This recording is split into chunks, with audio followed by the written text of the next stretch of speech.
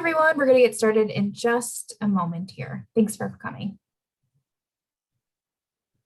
Feel free to use the chat and we'll take Q&A after the program.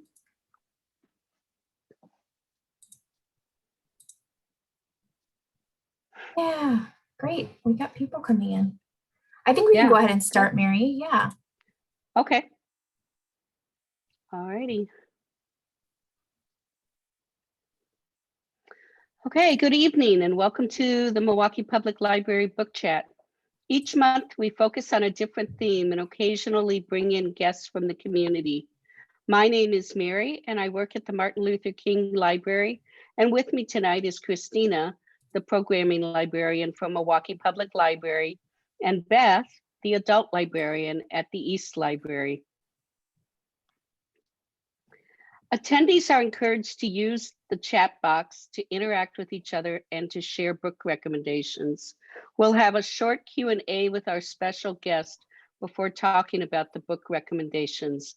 So feel free to submit questions via the question box and include your name and pronouns if you would like that information shared. This month, we welcome to Book Chat author Nghi Vo. Well, hi everyone. My name is Christina, as Mary mentioned. Thanks again for being here. We're so excited to have Nghi Vo. I'm going to introduce her in just a moment, but I wanted to first give a shout out to a fellow library worker who actually recommended we read Nghi's work and invite her to Book Chat. So shout out to Fawn for that recommendation. We're so excited to be able to talk to Nghi today. So if you don't know, Nghi Vo is the author of the acclaimed novellas, The Empress of Salt and Fortune, and When the Tiger Came Down the Mountain. Born in Illinois, she now lives on the shores of Lake Michigan. She believes in the ritual of lipstick, the power of stories, and the right to change your mind. Her debut novel, The Chosen and the Beautiful, is due out in June. So welcome to Book Chat, Nghi. We're so excited to have you. Oh, I'm so happy to be here. And we have some questions. I think Mary's going to go first, and then we'll be sure to be able to take some audience questions as well. Okay, so you grew up in Illinois, is that correct, Nghi? I did, Peoria, Illinois, central Illinois. What brought you to Milwaukee? A relationship, actually. My now ex moved up here for the sign language program, and I was tagging along behind her, and I just sort of fell in love with the city. Moved downtown, and just really haven't left for the last 14 years or so. Very cool. And there's actually a pretty fun connection between your story and the Milwaukee Public Library. I'm hoping you'd be willing to share that with the audience. The fact that I wrote most of the Empress of Salt and Fortune at the East Branch, actually. So when I first moved here, the East Branch was actually pre-renovation. So it was like this really lovely kind of super 70s building. And then a couple years ago, I walked in and it was just, the kind of the beauty it is now. And I just sort of settled like a hobbit digging in. And then, and then I wrote most of Empress there, actually. So I love it. Actually, I'm just realizing we should somehow send you our copy so that you could sign it, and then it can live at the East Branch. I think that'd be so fun. Oh, if you guys want that, I'll definitely do that. Okay, I'm gonna make a note right now so that I remember. That'd be awesome. Do you guys want some copies of Tiger? It's only occurs to me I should have asked you. Sure, yeah, absolutely. Thank you. Yeah. We can figure that out later, but I can bring you some. Cool. Thank you. Your book, Empress of Salt and Fortune, was included in the voting on Goodreads that I saw to be nominated for a Hugo Award for novellas. That's pretty prestigious. What drew you to fantasy writing, also horror and sci-fi? Did you read those genres growing up? I did actually. I feel like throughout my childhood and throughout my adulthood, I should have been reading, I was always told to read books that were, more prestigious, more higher in value. But, I was like, but I could have dragons and I could have unicorns and I can have water snakes. Why would I turn that down? And it was the possibilities that drew me in, the possibilities that people could be more than what they were, that the world could be better than it was. And I just saw no reason to go back after that. So yeah, no, I've been reading fantasy since probably since I was about 6 or 7. Awesome. So here we have kind of an interesting question. Where would you go if money and the pandemic, weren't obstacles? Where would you go to research or write? What are you interested in? Let's see. I would absolutely go to Vietnam. I would love to go to Bien Hoa, where my mother is from. And I'd love to go see where my dad used to live. His family had a few different houses that I've always been very curious to see what's left of them, if there is anything left of them. I would very much like to go to Venice, because canals in the city, I've always been very curious about how a city just functions like that. I would also like to go to Rio de Janeiro. That's on another list. But at this point, I think that's just becoming a travel log, and I'll just sort of figure out what to write after I've been there and after someone has paid for me to go there. It's like, you'll get something. I don't know what it is, but you will get something. So, it's a little more mercenary than might be preferred, but I can come up with a list if someone's putting the bill. I love that. I wish I could say Milwaukee Public Library, but there's so many cool libraries out there, though. Yeah. Thank you. No, that's fascinating. Your novel, Empress of Salt and Fortune, is in part a critique on monarchy. What inspired you to tackle this in your work of fiction? It was one of the things that I found when I'm writing is I think I just have a very cool apolitical idea at first. Wouldn't it be cool if? And then as I write it, inevitably, it becomes political and it becomes a reflection of the world I live in. It becomes a critique of, it invariably becomes a critique of power. Apparently that's just a sort of a literary locus I find myself hovering over no matter what I do, no matter how lightly I try to write or how lightly I try to tread. It all comes down to who's in charge and why they get to be in charge and whether we're going to take it. And Empress started out with a fun idea of, could I tell a story through a catalog of goods? And then when I started thinking about those goods, I started thinking about where they come from, who owns them, who uses them, and then who has to care for them. And it sort of snowballed from there. Can you tell us a little bit about your novel, The Chosen and the Beautiful? Let's see. I got really mad and really interested in The Great Gatsby when I was a teenager, and it kind of just gone on from there. The Chosen and the Beautiful is about the story of Jordan Baker, who is a side character in The Great Gatsby, and what would happen if the 20s were magical, if Jordan was a queer Asian American adoptee, and if everything was just so much more. Like if I took the materialism and the wildness and the license of the 20s and I just turned it up, and then I added demons, and then I added demons, blood, alcohol, and then I just sort of went from there, and that's kind of where I ended up. And that was the story. That was the book that Tor.com decided to publish. I love it. And actually, before you ask the next question, I'm just kind of curious because I'm thinking back of, when you mentioned writing at the East Branch. I'm always curious when we get to talk to authors about their writing process. Can you share a little bit about yours? I write by word count. I try to hit a certain number of words a day. I'm working with an outline, unless I'm not.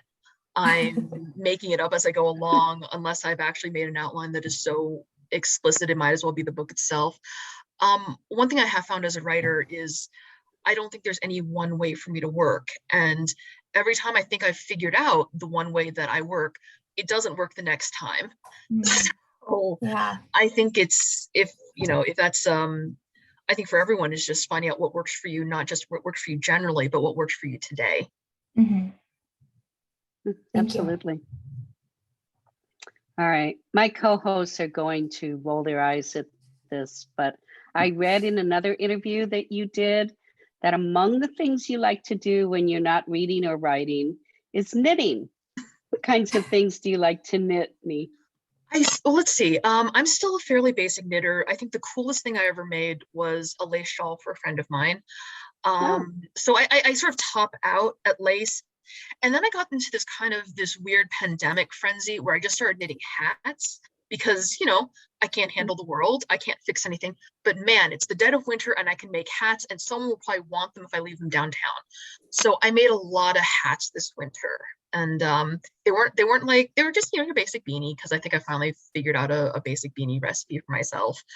But knitting is just another thing to do with my hands, and it's just fun, and it makes something soft and warm at the end. Yep, I agree. Lace knitting is really an art form in itself. It's not the easiest thing to do, so man, that's great. Yeah, I've seen these amazing patterns from Russia, I believe. The Orenburg, I think. I'm not getting that right. Yeah, Orenburg lace. Yeah, it's just gorgeous, and I would like to try color work coming up if I can, count past 5. I love it. Me, Mary's like the best knitter I've ever met. So I'm a little addicted.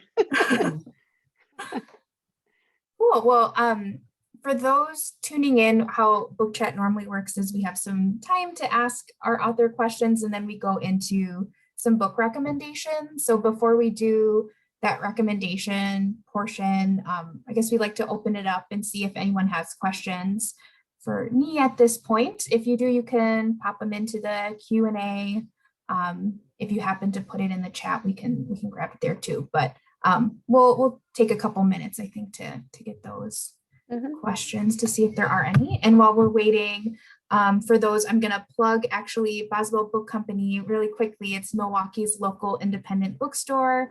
And they did a little blurb promoting these events because they're big fans. So thank you to Boswell Books. And if you haven't purchased the novella or pre-order the book, you can do that through Boswell. So thank you to that team.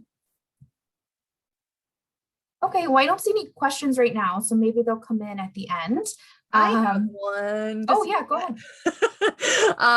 I love the art on the cover of your novella. Were you able to choose, were you involved in that process? And can you share who the artist is or any information about them? I really like the covers. They're beautiful.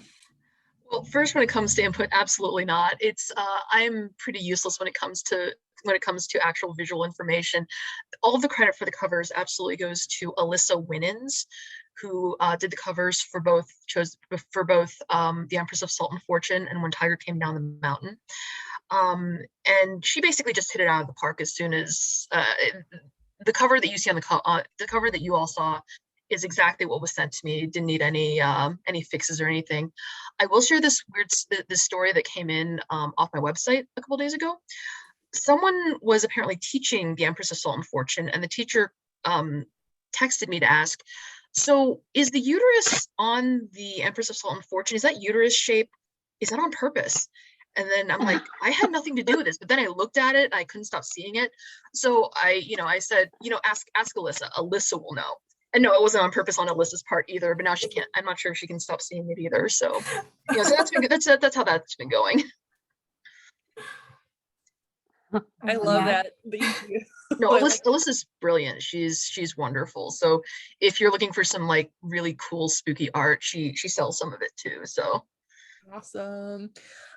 There is a question I noticed in the chat to everybody that didn't get in the Q&A. It is from Kat. Kat would like to know who your favorite character is from Empress. And do you have one? Yes or no? And if yes, why? And man, it's like picking your children, which is difficult but not impossible. So Chi is actually the character that snuck up on me. Chi, the non-binary cleric main character. They were not in the story first. They were I started with Inyo and with Rabbit. And then I realized that they needed someone to tell the story too, so that's where Chi developed. And then I've written a couple Chi novellas at this point, and they're not a character that I would usually write. They are sweeter, they are gentler, they are more considerate.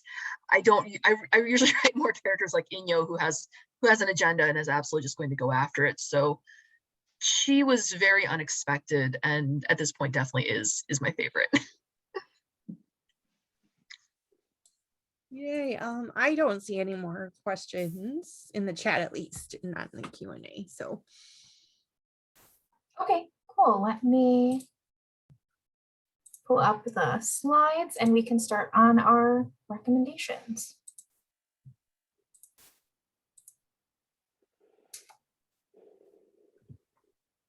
All right, so Neil, we have you going first, and our theme was science fiction and fantasy, and some books that we really loved from those genres. Okay, going fairly quickly. The Tea Master and the Detective by Alida Bedard. It is Sherlock Holmes, but in space, if Watson were a spaceship and Sherlock Holmes was a disgraced scholar. It is so much fun, and it's Alida Bedard basically writing her best analytical doing some of her best analytical and deconstructive work. It's fantastic. Fireheart Tiger is Eliot again, and if you're looking for sapphic themes, abusive families, and just a lot of palace intrigue and action, it's really great. And you kind of have to take Neon Yang's, the first two books of the 10 series here, The Black Tides of Heaven and The Red Threads of Fortune. And they are two novellas which are very closely in conversation with each other. And it's just fun, and there's a magic system that I'm not familiar with. And it's very much in the silk punk genre, which is a blend of science fiction and fantasy thrown up against an East Asian setting. And they're just gorgeous, gorgeous books. And I mean, they really have changed the way that I write and the way that I look at stories. So they're definitely worth a read. Thank you. And Beth mentioned this in the chat, but I'll just reiterate that we will send everyone an email after the program that has all of the titles listed. So we don't have to worry about trying to write them all down quickly. All right, Mary. Okay, I decided to, since you have been nominated for a possible Hugo for Best Novella, I thought I would go through and see what a couple of the other books were that had been recommended, and also last year's winner. So I'll start with last year's winner. The book was This Is How You Lose the Time War by Amal El-Mortar. He was the 2020 winner of the Hugo Award for Best Novella. And the descriptions read, among the ashes of a dying world, an agent of the commandant finds a letter. It reads, burn before reading. Thus begins an unlikely correspondence between two rival agents hell-bent on securing the best possible future for their warring factions. Now, what began as a taunt, a battlefield boast, grows into something more, something epic, something romantic, something that could change the past and the future, except the discovery of their bond would mean death for each of them. And then another book that got nominated on Goodreads for possible best novella was called Ring Shout, or Hunting Ku Kluxes in the End Times by P. DeJelly Clark.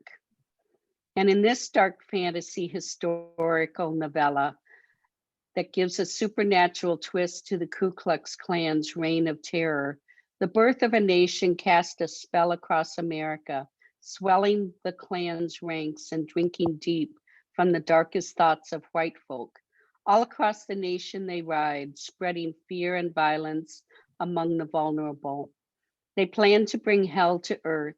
Standing in their way is Maurice Boudreau and her fellow resistance fighters, a foul-mouthed sharpshooter and a Harlem Al fighter, Armed with blade, bullet, and bomb, they hunt their hunters and send the clan's demons straight to hell. But something awful's brewing in Macon, and the war on hell is about to heat up. Can Maurice stop the clan before it ends the world? Another book nominated for Best Novella on Goodreads was The Physicians of Vilnock by Lois McMaster Bujold. And this book has been out on Kindle since last May. I thought this was really interesting, and also on audiobook since last August. It's going to be published in hardcover this July. So when a mysterious plague breaks out in the army fort guarding Vilnock, the port capital of the Duchy of Orbus, temple sorcerer Penric and his demon Desdemona are called upon by General Ericidia, I think it is, to resurrect Penric's medical skills and solve its lethal riddle. In the grueling days that follow, Penn will find that even his magic is not enough to meet the challenges without help from dedicated new colleagues and the god of mischance. And this is the 8th Penric and Desdemona novella that follows the orphans of Raspe. And then the last book that I found was Upright Women Wanted by Sarah Gailey. Esther is a stowaway. She's hidden away in the librarian's book wagon in an attempt to escape the marriage her father has arranged for her, a marriage to the man who was previously engaged to her best friend who she was in love with, her best friend who was just executed for possession of resistance propaganda. The future American Southwest is full of bandits, fascists, and queer librarian spies on horseback trying to do the right thing.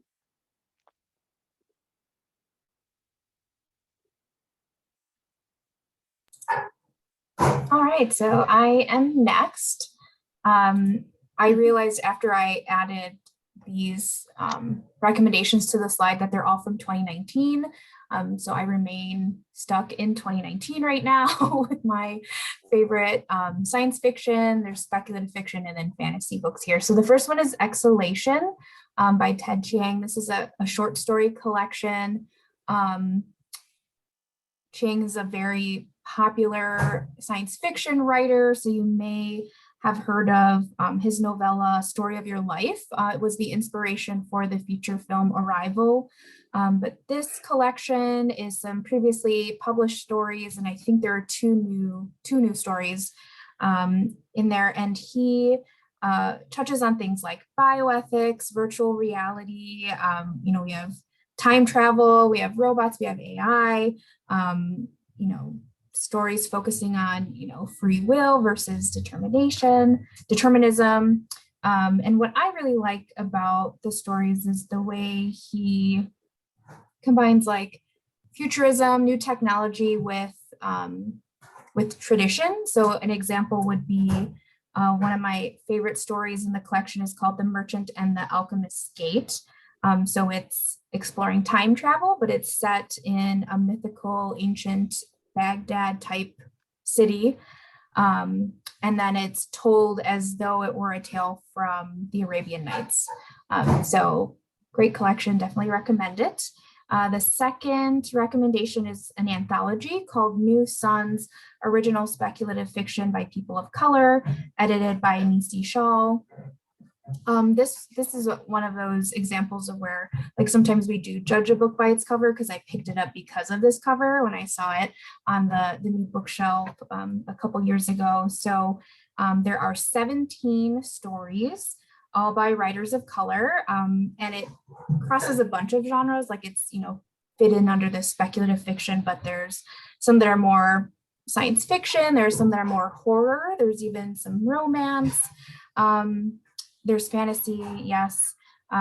Also some kind of like crime elements in there. And a lot of these stories have a combination of all of those things. So I really liked it because of that.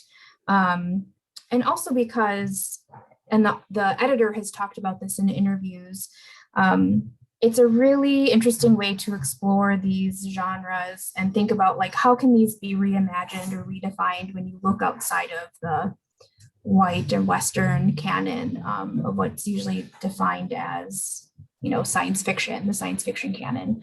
My favorite story is called The Freedom of the Shifting Sea by Jamie Go. If you like mermaids, read that one first, or maybe don't, because that one has a bit of a horror element to it, but I really liked it. And then the third recommendation is We Hunt the Flame by Hafsa Faisal. I saw in the chat that I think August mentioned Faisal's follow-up to this book called We Free the Stars. So this is the first volume in the Sands of Arawiya series. And so it's epic fantasy. It's inspired by the folklore of ancient Arabia. We have two characters in this book, Saphira and Nasir. And Saphira is a young woman, and she disguises herself as a man to conceal her identity. And then Nasir is a prince and an assassin. And there's a lot of horrible family dynamic stuff going on there. But it's just really lovely. It's what I have now. I'm kind of rereading parts of it. So I definitely recommend that. And then the follow-up, We Free the Stars, came out in January of this year. So those are my recs.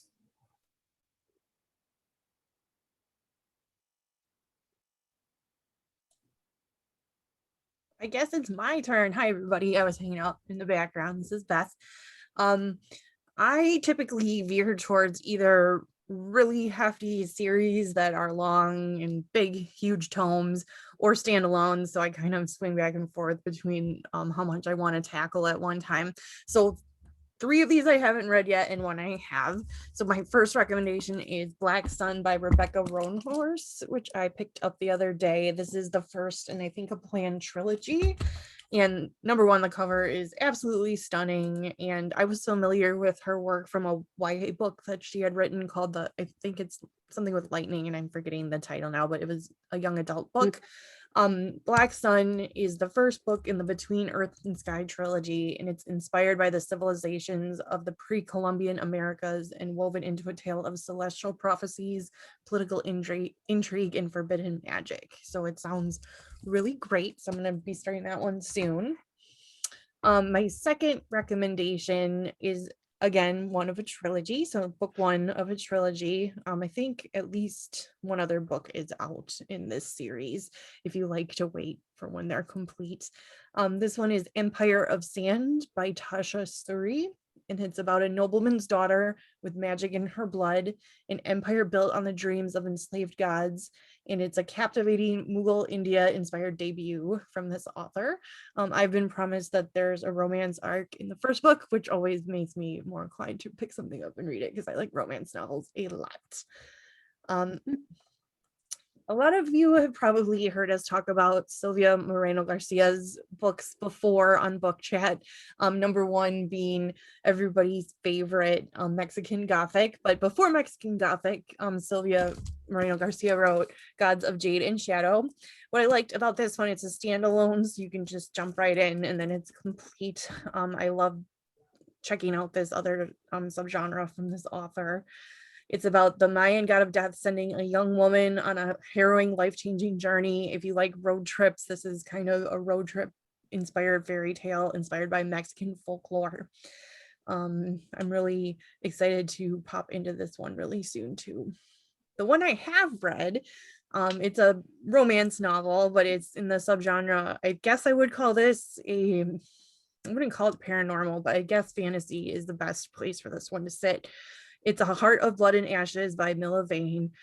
I will warn everybody, it is very bloody, it is very violent, it is very explicit, so just be aware of that. But for those who enjoyed Game of Thrones but were wanting something more feminist and more woman-focused without as much violence towards women, I really recommend this one. It was really great. It's about barbarians and competing alliances. It's very political, but again, very violent. I enjoyed it quite a bit. I guess they're not dinosaurs, but they're definitely giant lizards, and it's a lot of fun. And I found myself with really big wide eyes at certain parts of this book. So definitely check it out if you can. There is a follow-up with you can read it as a standalone, or there is a next book in the same world with a different main couple. So those were my recommendations. Thank you, everybody. Great. Oh. Wow, I can't believe we sped through that quickly. Yeah, were there any other questions for me? I was trying to keep an eye on the chat box, but Beth, can you double check that for me? I don't see any more questions, just people sharing what they're currently reading. Yeah. So definitely take a peek at that if you can. Otherwise, I will make sure to nab all the titles out of the chat and send them along with our official list of recommendations. Let's see. Yeah, no more other questions that I can see. Cool. Neve, could you tell people where they can find you, or stay up to date with your work? Sure. Where Oh, should they yeah. look? I am probably the most present on Twitter at Nghi Vo Writing. You can also just hit my webpage at nghivo.com. I put it together. It's functional. It's finally functional. So there's that. Awesome. Thank you. Oh, thanks. Yeah. Thank you, Beth. So we'll quickly plug our book chat for next month. On May 11th, which is also a Tuesday at 6 p.m., we'll be chatting with Mia Mercado, who is from the greater Milwaukee area, but does some amazing writing for national publication. She's a humor writer and has a collection of essays called Weird But Normal that you can find in the library system. And this book recommendation actually came from someone who participated in our summer reading program last year and recommended this book to us. And I love it when that happens, when I get recommendations from patrons. So we're excited to have her, and I hope this very cute dog makes an appearance. Yeah, I was going to say, I hope she brings her dog with her. Gonna say we'll have to check. Maybe I'll bring my guinea pig. Yeah. Well, Shotzi made an appearance for a moment, and Bruce is still hanging out in the background. Thanks So. for being here with us today, Nee. We hope to see you in person at the library. Yeah, someday. thank you, Nee. Yes. Thank you so much for having me. It's been great. Yeah, and make sure you check out Nee's book or buy it from Boswell Book Company. Absolutely. And check out her website. Thank you everyone for joining us, and I hope you have some good picked up some good recommendations to add to your read list. And make sure you stay in touch with the library. So mpl.org is our website. You can follow us on social media. We have lots of virtual programs that we're still offering. So stay connected to us. All right. Well, thank you, everyone, and have a good evening. Thank you. Bye. Bye.